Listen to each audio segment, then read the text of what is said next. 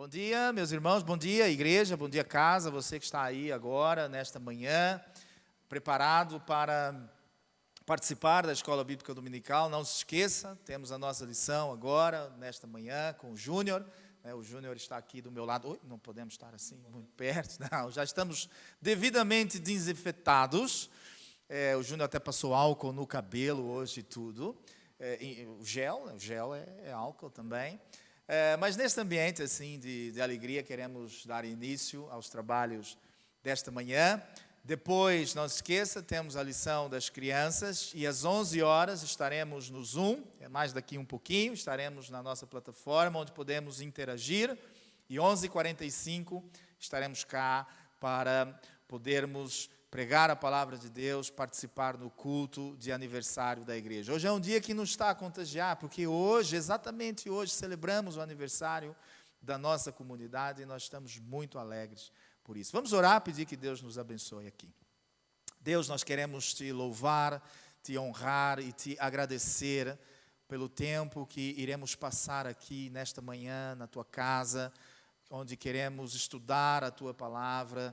Queremos, Deus, ouvir a Tua voz. Nós que estamos em casa nesta hora, queremos estar preparados, queremos ter a palavra de Deus nas nossas mãos, queremos estar com o nosso espírito pronto, receptivo, queremos ter o coração, Deus, totalmente aberto para que a Tua semente seja lançada.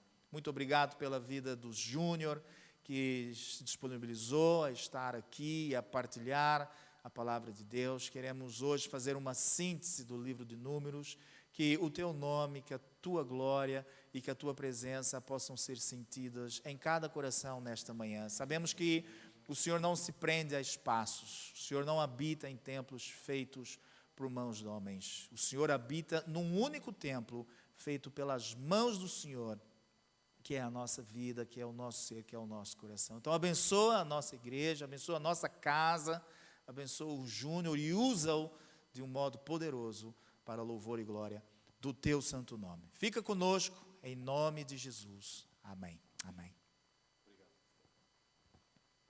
Obrigado, pastor. Graça e paz, irmãos. É uma satisfação e um prazer, um privilégio poder estar aqui com vocês nesta manhã, através dos nossos meios hoje que temos para poder falar da palavra de Deus. Como o pastor alertou aqui, já nos avisou, hoje nós vamos fazer uma síntese do livro de Números. Por quê? O livro de Números e o livro de Deuteronômio, que vocês verão na próxima semana com o pastor Valdemar, ele vai englobar aí as lições da EBD, das nossas últimas lições. Então, vamos lá. Este livro de Números, hoje eu quero dividir aqui a aula em dois momentos. Tá? Nós vamos levar aí cerca de 30 minutos, mas vamos dividir em dois momentos. Um primeiro momento pode ficar um pouco pesada a aula, maçante, porque eu quero realmente passar o livro de Números por um todo. Né? É comum a gente, às vezes, ouvir dizer assim, hoje vamos pregar sobre o livro de Números, eu não quero nem ouvir, né? Porque no livro de Números só fala de números. Então eu quero passar aqui um pouquinho do que é o livro de Números, para que você possa se empolgar um pouquinho quando você souber que o pastor for pregar sobre números, tá bem? Então vamos lá.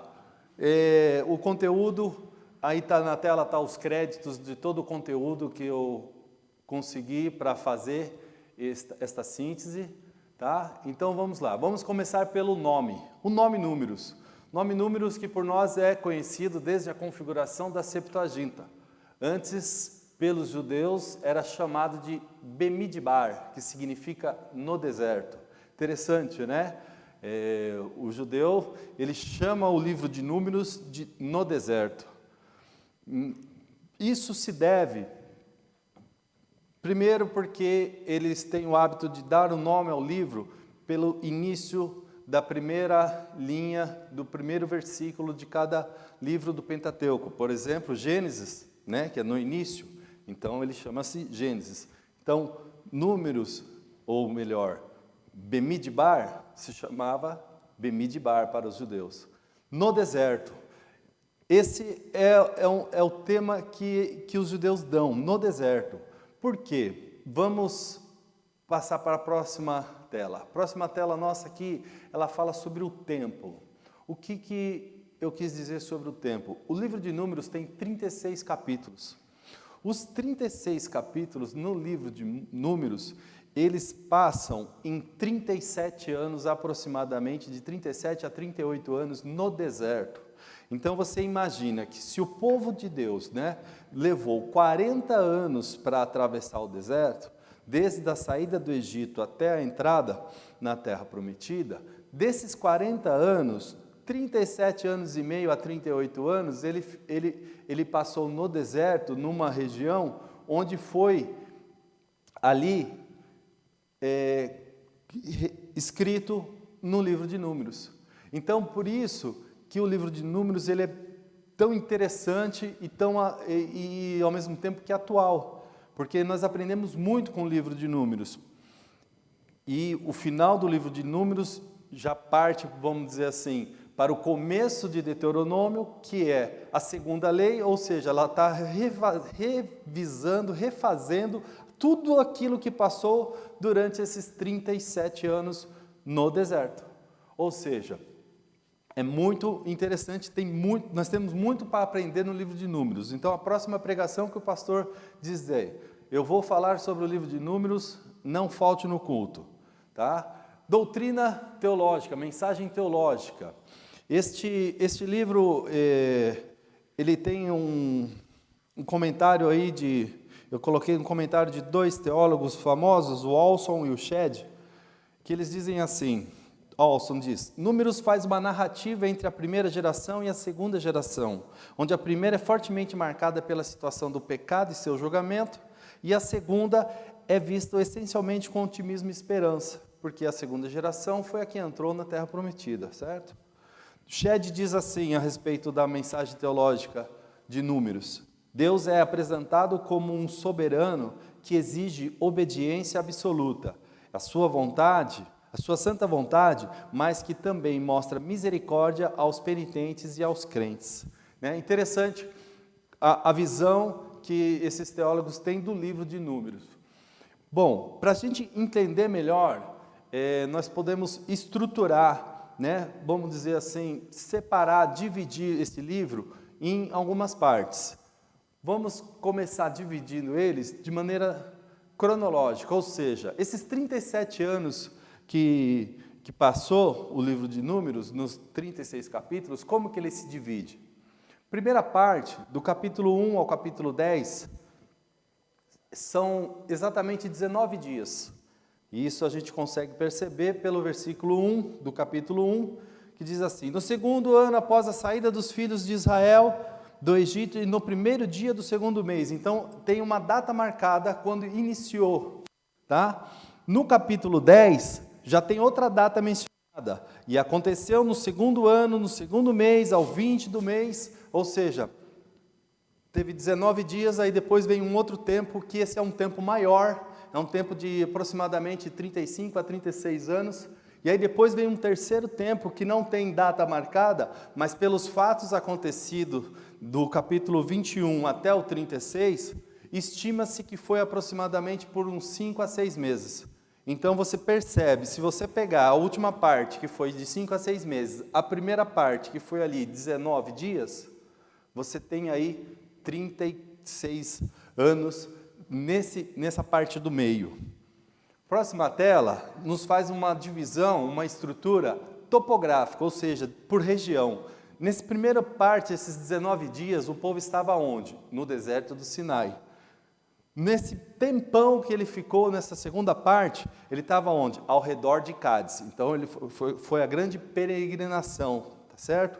E aí, num terceiro momento, ali no capítulo 20, a gente já identifica que eles estão saindo de Cádiz e indo a Moabe. Moabe já era divisão para entrar na Terra Prometida. Então, o tempo também está relacionado com cada local que o povo estava passando no momento.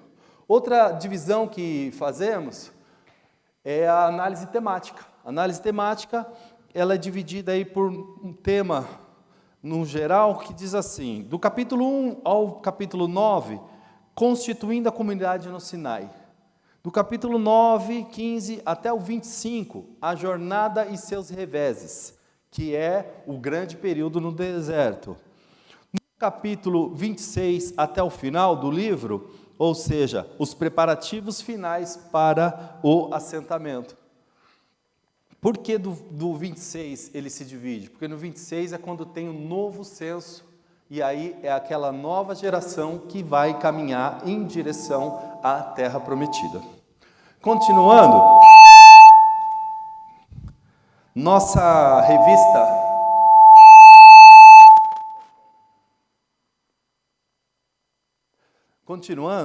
nossa revista da EBD também separa o livro de Números em 4 partes, e não em 3, em 4. Na verdade, ela pega essa terceira parte mais curta e separa em 2. Mas a primeira e a segunda parte são próximas. Veja aí, a primeira parte ela chama de consagração de Israel no Sinai. É quando o povo está no Sinai, são aqueles 19 dias iniciais. Existem vários acontecimentos, eu não tenho tempo para ler aqui um por um, mas você pode estar acompanhando aí através da sua Bíblia, né? E você vê aí o levantamento. Primeira coisa, levantar o censo de Israel, aí vem os levitas, quem são os levitas, o que eles devem fazer, Moisés fala sobre lei da restituição, lei do nazireado, vem no capítulo 6 a bênção sacerdotal, vem aí, quando a gente chega no capítulo 9, foi onde nós tivemos nossa primeira lição da IBD, né? A nuvem do tabernáculo. Depois, aí encerra, capítulo 10, encerra a primeira parte que a revista divide. Aí entramos na segunda parte, que é essa parte de um tempo maior, 36 anos e alguma coisa, 37 anos aproximadamente. Ou seja, e a revista nos dá o nome de A Geração Rebelde no Deserto. Interessante, por quê? Porque é o momento onde acontecem muitas coisas, né? Inclusive umas coisas não tão legais, as murmurações dos israelitas, né? Moisés acha pesado o seu cargo, Miriam e Arão criticam Moisés, temos aí o relatório dos 12 espias, que não foi uma notícia boa para o povo se revolta, aí nós tivemos a lição 2, que diz, Deus julga. Daí, continuando, nós temos aí, o povo é derrotado em Orma, mais lei, sacrifício, a rebelião de Corá, Datã e Abirão, ou seja, nós temos aí inúmeros acontecimentos nesses 36, 37 anos descritos, interessantíssimos para a gente poder ler. Continuando aí, temos ainda Moisés, no capítulo 20, Moisés fere a rocha, é quando Moisés desobedece a Deus e deixa de entrar na terra prometida, e assim vai. Veja, no capítulo 21, nós temos o episódio da serpente de bronze, que nós estudamos aqui também, foi nossa lição 4. Temos aí, no capítulo 20, de 22 a 24, a história de Balaque e Balaão, que todos conhecem, né? Continuando, aí acaba, capítulo 25, tem aí uma divisão. Por quê? No 25, tem uma praga e morre muita gente, e aí no 26, o que acontece no 26? É levantado novamente o censo. E aí a revista já nos dá um outro nome para essa fase. Preparação da nova geração. Ou seja, vamos pegar agora o povo e começar a prepará-los novamente. Vamos começar a rever tudo. Eles começam a passar sobre algumas leis, as ofertas, tá certo? Aí, capítulo 31, mais um pedacinho, estamos acabando o livro de Números.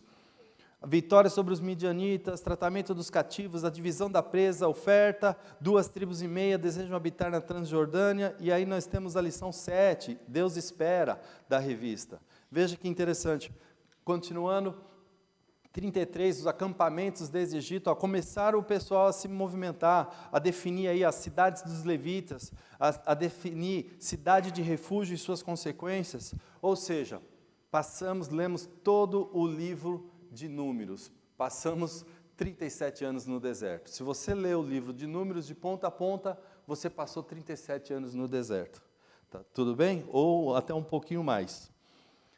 Sobre o livro de Números, nós vamos fazer assim, vamos logo mais, às 11 horas, estaremos no Zoom, ao vivo, e podemos discutir. Eu tenho algumas perguntinhas para colocar e nós vamos conversar um pouco mais.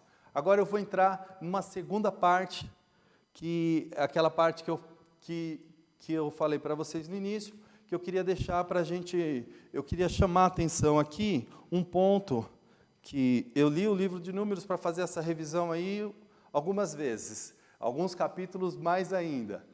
Então, e teve uma passagem que me marcou, e eu queria estar falando um pouquinho, mostrando um pouquinho para vocês do que eu entendi dessa passagem. E depois também, às 11 horas no Zoom, a gente pode estar falando também a respeito. Então, eu vou pedir para você que está aí nos acompanhando, abra a sua Bíblia no livro de Números, se ainda não estiver aberto, capítulo 11. Capítulo 11, e eu vou ler verso, vamos falar aqui, vai ser rápido, não temos muito tempo, então vai ser rápido, vamos ler o verso 1, 2 e 3. 1, 2 mais precisamente. Queixou-se o povo da sua sorte e aos ouvidos do Senhor. Ouvindo o Senhor, acendeu-lhe a ira, e fogo do Senhor ardeu entre eles e consumiu extremidades do arraial. Então o povo clamou a Moisés e, orando este ao Senhor, o fogo se apagou. Verso 3, e pelo que chamou aquele lugar Taberá, porque o fogo do Senhor se acendera entre eles.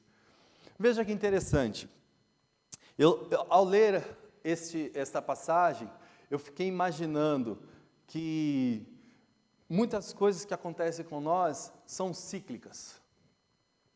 É um ciclo. Começa, termina, tem meio, início, meio e fim, e depois ela recomeça. E vendo esses dois versículos, eu tive essa sensação. Por quê? Por quê? Porque os porquês do deserto. Esse é o título dessa lição hoje aqui. Os porquês do deserto. 5 porquês do deserto nesta passagem. Veja bem, primeiro porquê. Por que isso acontece? Isso o quê? Eu quero chamar a atenção na primeira palavrinha do verso 1. Queixou-se. Queixou-se o povo de sua sorte. Por que isso acontece? Por que nós nos queixamos? Por que nós reclamamos, murmuramos, coisas que são sinônimos? Por quê? Descontentamento com aquilo que nós possuímos? Às vezes estamos infelizes com o que temos. Insatisfação com as situações, as circunstâncias que tão de perto nos rodeiam. Algo que possa estar me magoando, algum tipo de engano. Eu não sei. E aí, o que acontece? O que acontece? Eu me queixo, eu reclamo, eu murmuro. Nunca estamos satisfeitos com aquilo que temos. É impressionante como, às vezes, se eu tenho um carro, não, esse não presta, eu quero um melhor. Se eu tenho uma casa, essa não presta, eu quero um melhor. É difícil, a pessoa ela é insatisfeita.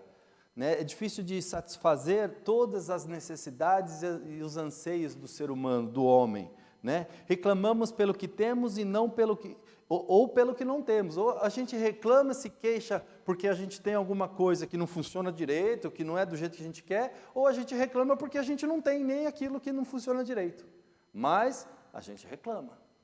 Por que isso acontece? É o nosso primeiro porquê. Acreditamos estar numa posição que contraria aquilo, nossa vontade, então reclamamos. Orgulho, vaidade. Se está acontecendo uma situação que não é o que eu queria acontecer, pronto, eu reclamo. Quando nos queixamos, mostra que estamos longe de Deus. Veja bem, irmão, quando nós reclamamos de uma coisa que temos, possuímos, que somos, ou às vezes nós reclamamos de nós mesmos, ou de uma situação na nossa casa, a gente reclama e esquece que foi Deus que deu. É impressionante, Porque quando a gente ganha, quando a gente compra um carro, foi Deus que deu. Mas quando o carro dá um problema, aí a gente reclama. Então você está reclamando da bênção de Deus? Você não pode reclamar da bênção de Deus. Tem que Precisamos, se foi Deus que deu, se aquilo que você tem, seja um bem material ou alguma coisa, você tem um amor, você tem uma paixão,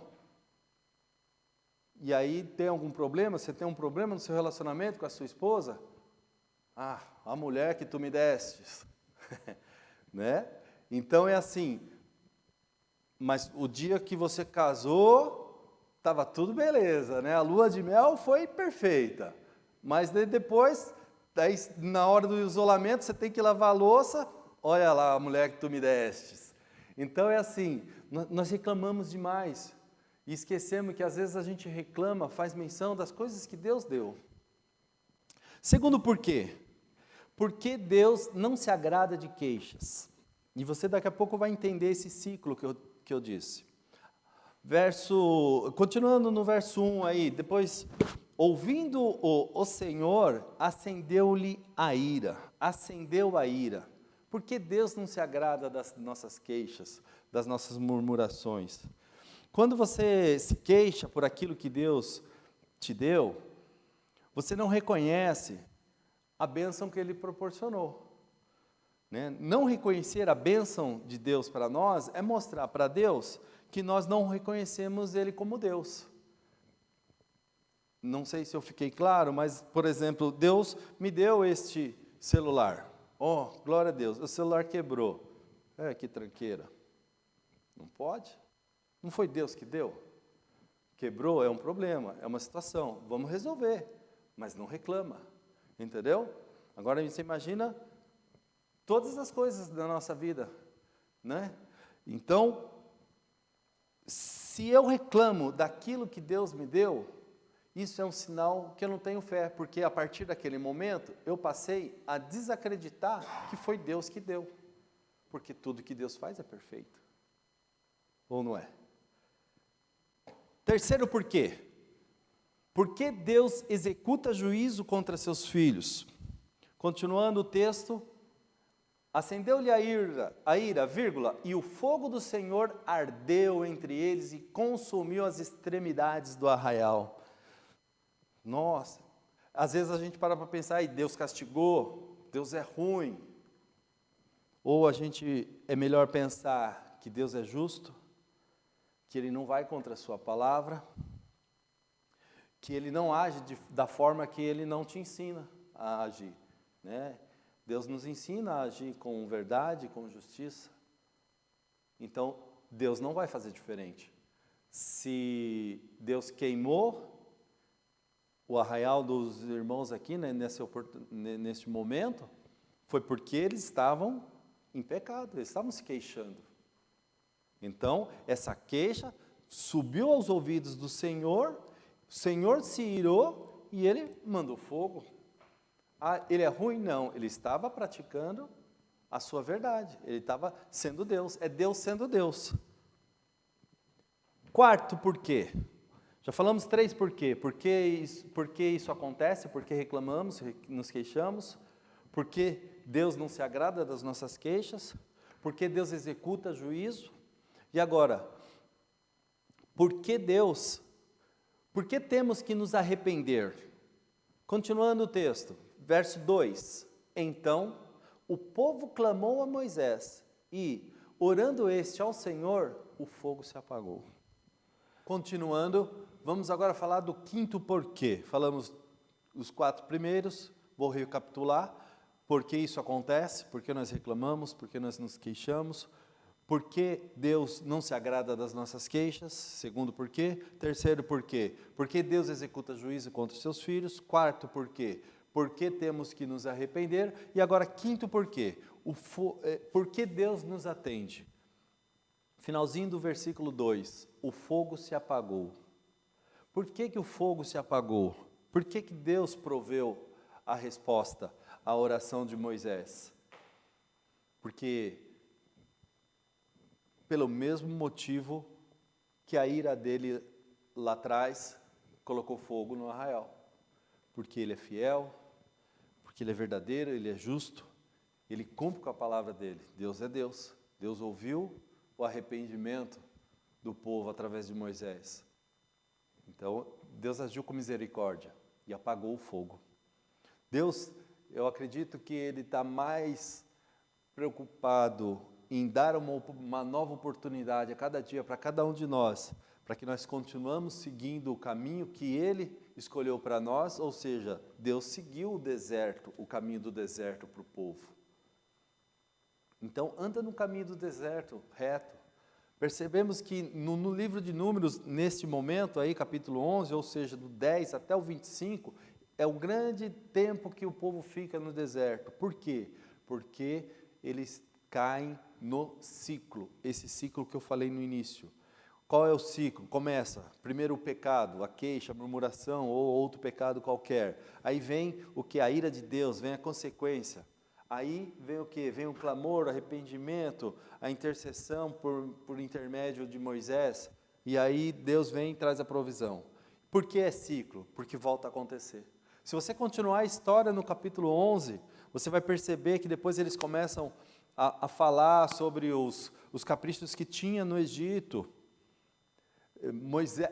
Até Moisés passa a reclamar, o povo começa a pedir, o povo não quer mais comer maná, eles querem comer carne. E aí qual é o final da história? Aqueles que comem carne morrem, aqueles que comeram as codornizes morrem. Leia até o final, até o verso 35 do capítulo 11, que você percebe que é cíclico. Venha o pecado, a reclamação, aí vem a ira de Deus, aí o povo tem que se arrepender, aí vem a provisão de Deus e fica cíclico. O que eu quero trazer aqui hoje como aula?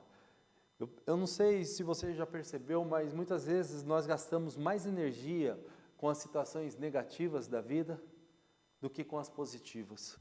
É mais fácil nós nos pegarmos falando mal, murmurando, nos queixando, do que falando bem.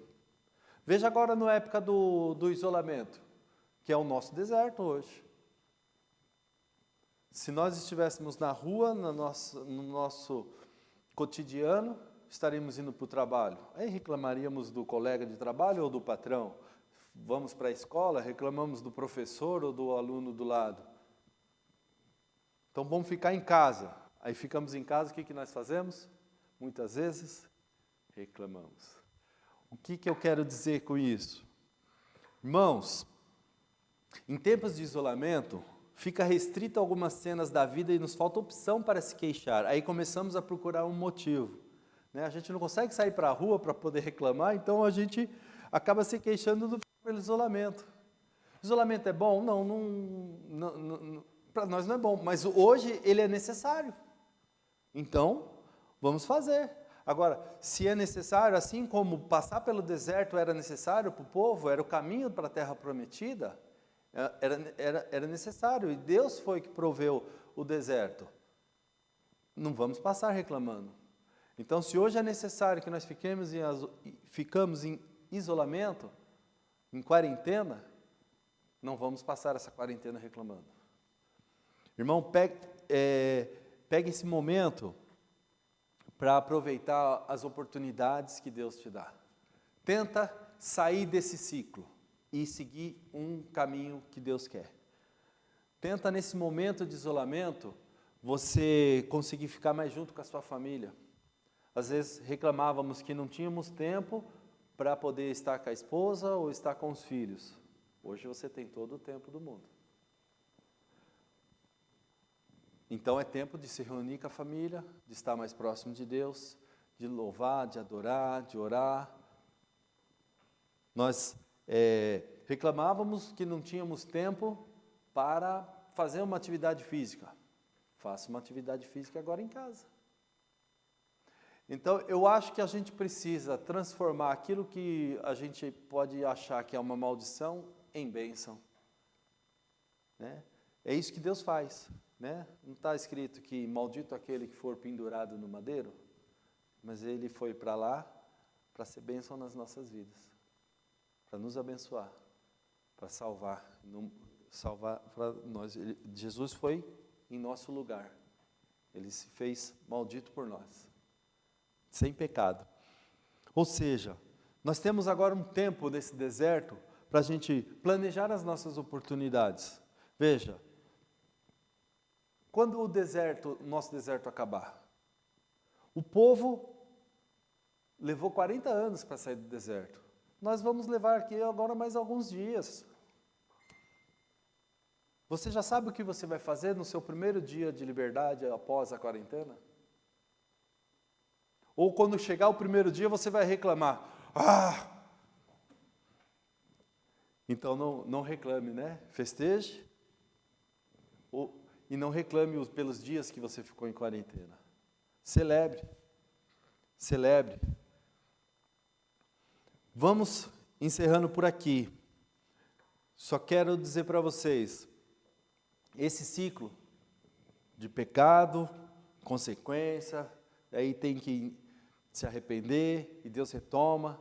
Esse ciclo na sua vida, na minha vida, ele pode acabar hoje. Não é? O isolamento vai acabar hoje? Não, não vai. Não sei quando vai acabar. Mas o ciclo de uma vida de murmuração, de queixas, pode acabar hoje. Só basta você tomar uma atitude. Comece a glorificar o nome do Senhor, a louvar, porque Deus habita em meio aos louvores. Amém? Logo mais, às 11 horas, estaremos no Zoom, ao vivo e a cores, para nós falarmos um pouco mais sobre números, sobre o deserto, sobre até a nossa quarentena. Um abraço, fiquem com Deus.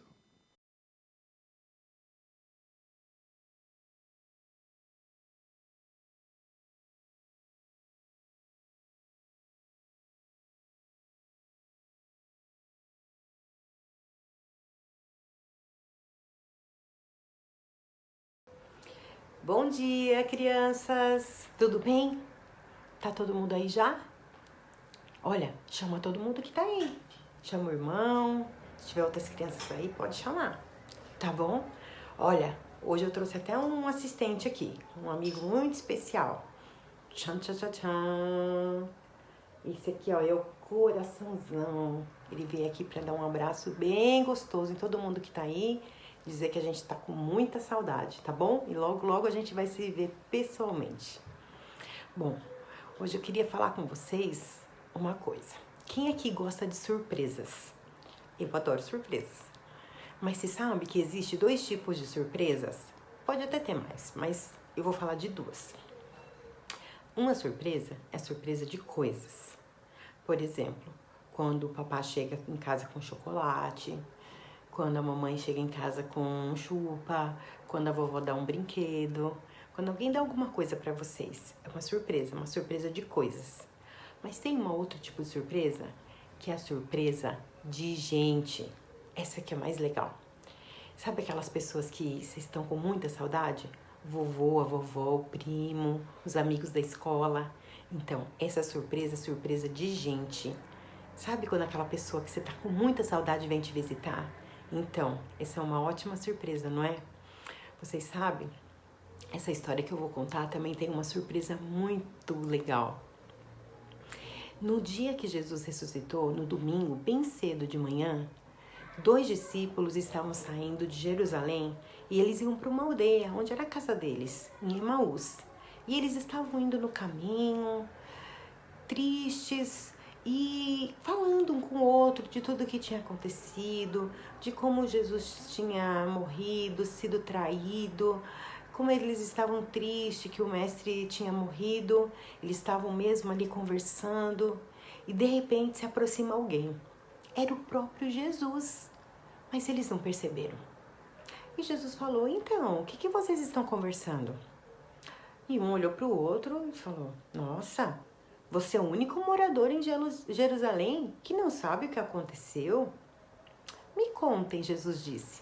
E aí eles contaram para ele tudo que Jesus tinha feito, todas as maravilhas, os milagres, que Jesus tinha multiplicado os pães e os peixes, que Jesus amava ficar perto das crianças, que Jesus tinha curado pessoas, perdoado pecados. Nossa, eles contaram tudo para Jesus. E Jesus falou: isso tudo está escrito na Bíblia que ia acontecer. e começou a contar para eles tudo o que estava escrito no Antigo Testamento, desde a época de Moisés, passou por todos os profetas, e conversando e falando. E de repente, eles chegaram na cidade, na aldeia. E Jesus falou, eu vou embora. Disse, não, fica conosco, Jesus. Não vai embora. Nós queremos que você fique na nossa casa. Olha, já tá tão tarde, não vão embora. Porque eles tinham gostado tanto daquela companhia, aquela presença aí, contando todas as histórias da Bíblia. Eles estavam amando a presença de Jesus. Jesus aceitou o convite, falou, vamos para casa. Chegaram lá, sentaram na mesa. E quando Jesus levantou o pão e deu graças e deu a eles, os olhos deles foram abertos e eles puderam ver Jesus. Que alegria! Era Jesus que estava ali. Mas olha, num piscar de olhos, Jesus saiu. Jesus sumiu, foi embora. E um falava para o outro, olha, não queimava o teu coração quando ele falava com a gente no caminho? Olha, ele falava comigo assim, e meu coração se enchia. Puxa, como eu não percebi que era Jesus? Bom, eles ficaram tão felizes que eles tinham acabado de chegar em casa, mas eles voltaram para Jerusalém e foram correndo contar para os discípulos o que tinha acontecido. E os discípulos puderam comprovar verdadeiramente Jesus ressuscitou. Jesus está vivo.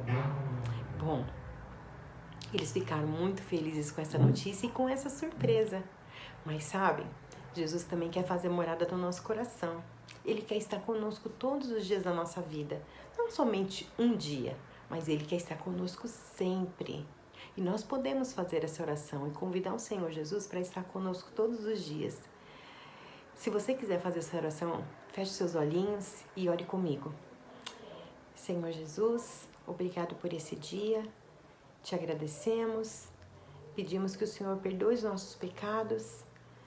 E te convidamos, Pai, para estar conosco todos os dias da nossa vida. Que o Senhor nos ensine. Que o Senhor, Pai, nos guie no teu caminho. Em nome de Jesus Cristo. Amém. Amém. É assim. Não se esqueçam, todos os dias, quando vocês acordarem, peçam para Jesus estar com vocês. Todos os dias, quando vocês forem dormir, agradeçam pela presença dEle. Essa é a presença mais especial que nós podemos ter na nossa vida, tá bom? Olha, mais um abraço bem gostoso do meu amigão Coraçãozão aqui. E semana que vem nós vemos de novo, tá? Uma ótima semana, um beijo, se portem bem. E nos vemos. Tchau, tchau.